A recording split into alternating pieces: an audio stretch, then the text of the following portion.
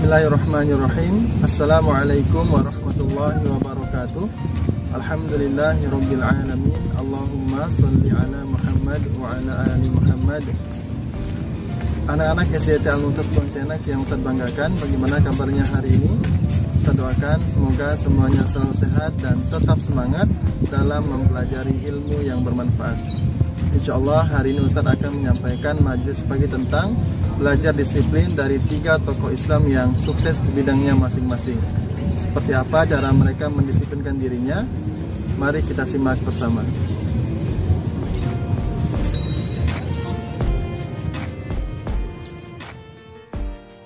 Pertama, ialah Ibnu Jarir At-Tabari. Beliau merupakan seorang ahli tafsir yang disiplin waktu. Apabila telah selesai makan pagi, Ibnu Jarir At-Tabari tidur sebentar dengan pakaian berlengan pendek. Setelah bangun, beliau mengerjakan sholat zuhur, lalu menulis artikel hingga waktu asar tiba. Kemudian beliau keluar untuk sholat asar. Selanjutnya, beliau duduk di majelis bersama orang-orang untuk mengajar sampai datang waktu maghrib. Setelah itu, beliau mengajar fikih serta pelajaran-pelajaran lain sampai masuk waktu sholat isya. Baru kemudian beliau pulang ke rumah. Sepanjang hidupnya, beliau sibuk dengan tulis-menulis yang dimulai sejak usia baligh sampai wafat, yakni di usia 86 tahun. Setiap harinya, beliau menulis kurang lebih sebanyak 14 lembar. Jika kita kalikan dengan jumlah hari, beliau menulis selama 72 tahun. Sedang setiap hari beliau menulis sebanyak 14 lembar. Maka jumlah karya Ibnu Jarir adalah 300.058 lembar. Jelas, ini merupakan sebuah prestasi yang tidak mungkin diraih seorang manusia pun pada waktu itu kecuali berkat bantuan dan pertolongan Allah Subhanahu wa Ta'ala bagi hambanya yang terpilih. Sehingga dari Ibnu Jarir kita bisa belajar disiplin untuk pandai membagi waktu siang dan malam untuk kebaikan diri, agama, dan sesama sebagaimana yang dikehendaki oleh Allah Subhanahu wa Ta'ala. Kedua, ialah Muhammad Al-Fatih, seorang pemimpin yang disiplin dalam ibadah. Dikisahkan, setelah ditaklukkannya kota Konstantinopel di bawah kepemimpinan Muhammad Al-Fatih, pasukan Islam hendak menentukan imam untuk sholat Jumat yang pertama kalinya. Muhammad Al-Fatih berkata, "Siapa di antara kalian yang sejak baligh hingga hari ini pernah meninggalkan sholat wajib 5 waktu? Jika ada, silahkan duduk." Hasilnya tak seorang pun pasukan Islam yang duduk. Semua tegak berdiri. Artinya, pasukan Muhammad Al-Fatih sejak masa baligh mereka hingga hari itu tak seorang pun yang meninggalkan sholat wajib 5 waktu.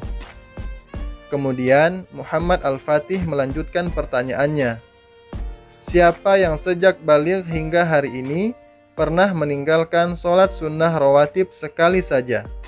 Jika ada, silakan duduk." Hasilnya sebagian saja yang duduk.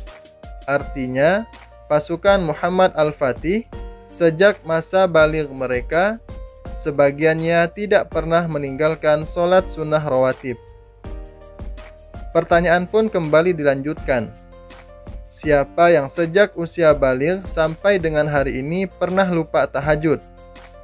Yang pernah lupa 1 malam saja, silakan duduk. Hasilnya, semua yang hadir dengan cepat duduk. Hanya ada seorang saja yang tetap tegak berdiri. Dialah Muhammad Al-Fatih. Maka Muhammad Al-Fatih lah yang pantas menjadi imam sholat Jumat pada hari itu. Beliau yang tak pernah kosong dari sholat tahajud. Sehingga pantaslah jika ia disebut sebagai sebaik-baik pemimpin dan pasukannya adalah sebaik-baik pasukan dalam menaklukkan kota Konstantinopel. Sehingga dari Muhammad Al-Fatih kita bisa belajar disiplin dalam beribadah kepada Allah Subhanahu wa taala. Beliau bukan hanya disiplin dalam melaksanakan ibadah sholat wajib, tetapi juga sholat sunnah rawatib dan juga sholat tahajud.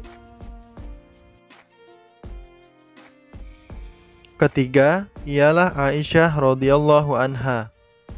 Beliau merupakan seorang yang disiplin dalam belajar. Aisyah adalah istri dari Rasulullah Shallallahu Alaihi Wasallam dan juga merupakan putri dari Abu Bakar As-Siddiq. Aisyah dikenal sebagai pribadi yang senantiasa semangat dalam mempelajari ilmu pengetahuan.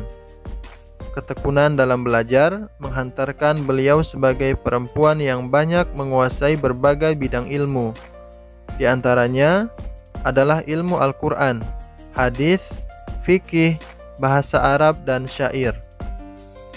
Aisyah juga dikenal sebagai perempuan yang banyak menghafalkan hadis Rasulullah Shallallahu Alaihi Wasallam, sehingga beliau mendapat gelar sebagai orang yang paling banyak meriwayatkan hadis.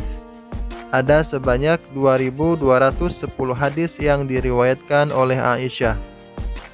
Hisham bin Urwah meriwayatkan hadis dari ayahnya.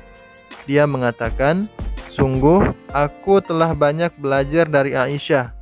Belum pernah aku melihat seorang pun yang lebih pandai daripada Aisyah tentang ayat-ayat Al-Quran yang sudah diturunkan, hukum fardu dan sunnah, syair, permasalahan yang ditanyakan kepadanya, hari-hari yang digunakan di tanah Arab, nasab, hukum, serta pengobatan."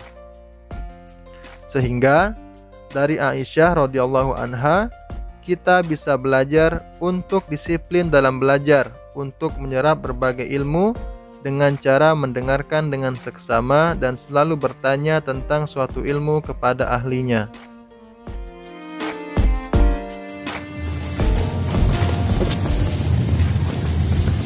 Nah anak-anak, jadi seperti itulah cara mereka menjaga kedisiplinan dalam kehidupan sehari-hari mereka, mulai dari disiplin menjaga waktu, disiplin dalam beribadah, dan disiplin dalam belajar.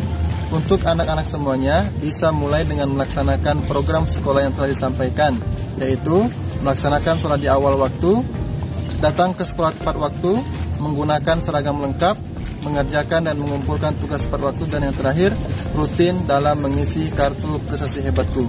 Semoga dengan itu anak-anak bisa terbiasa disiplin dalam kehidupan sehari-hari.